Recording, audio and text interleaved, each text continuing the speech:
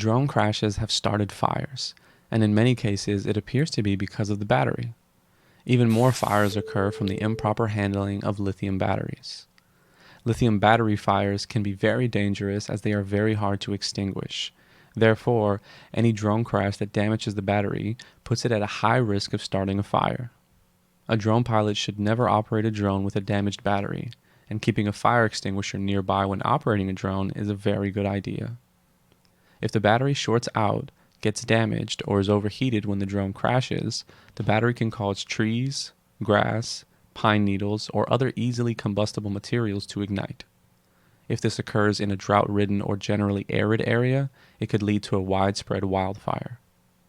Always inspect your batteries prior to flight, making sure there is no damage, breakage, spillage, or discoloration. Any improperly functioning motor could generate enough heat to ignite dry combustible material in the same way, or could even produce sparks. Issues such as overheating or sparking are more likely to cause problems when they are closer to combustible materials or are less contained. Landing on tall, dry grass with a hot lithium battery could potentially ignite combustible materials.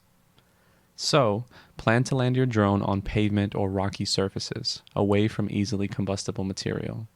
The risk of fire from drones is not limited to outdoor settings.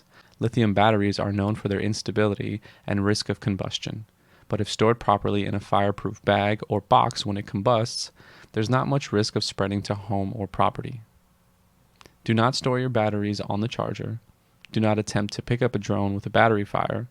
And if your drone has started a fire that you are unable to immediately put out, please call 911.